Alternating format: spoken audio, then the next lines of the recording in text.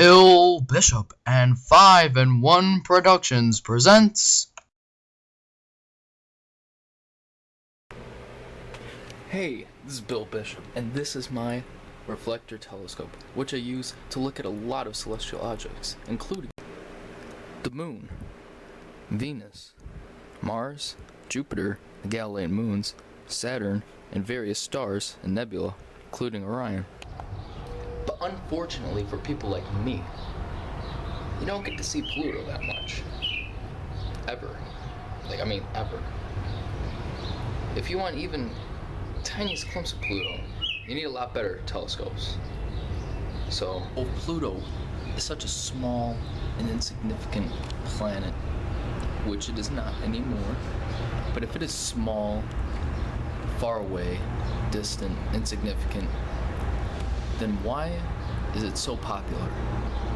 Why has it captured a lot of people's imagination for the last 85 years that we've known about it?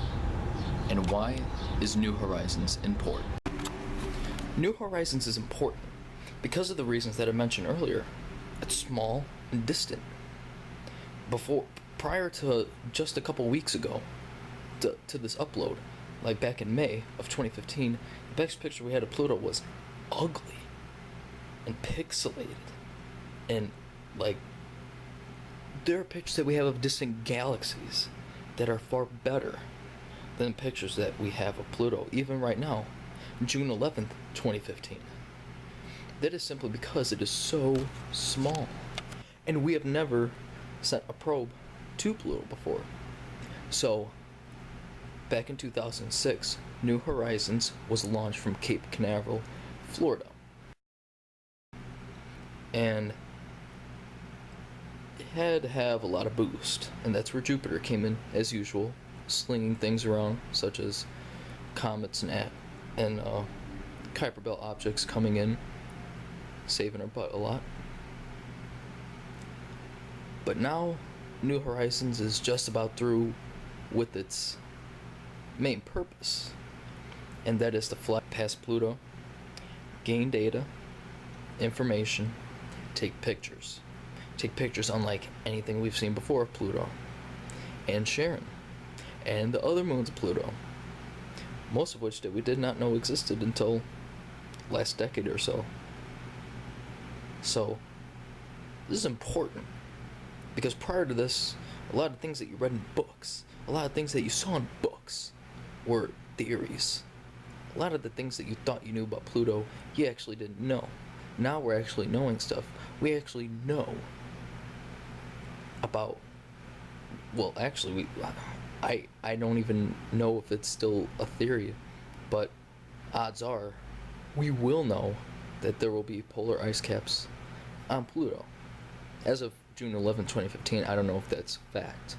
But the point is, by the time July comes and goes, there will be stuff that we knew that we didn't know before.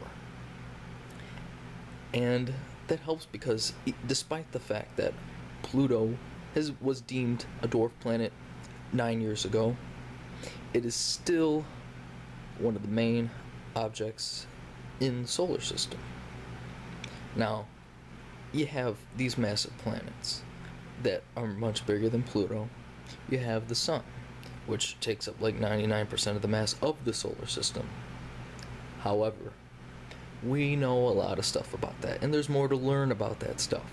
But Pluto, we barely scratched the surface. So New Horizons is going to make that surface a little bit kinked. It's going to dig in a little bit. It is going to chisel away at what we don't know about Pluto.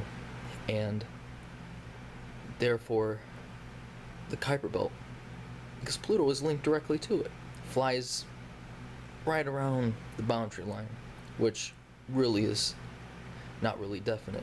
So, Pluto can tell us a lot.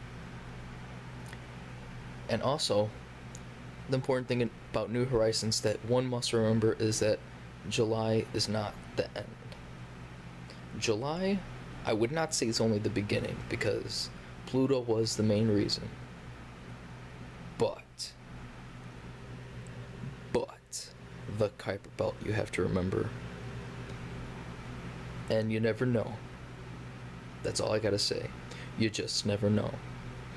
I could hypothesize about the stuff that New Horizons would find about the Kuiper Belt and maybe the history of our solar system. But you know what? I'm just gonna leave that up to the future.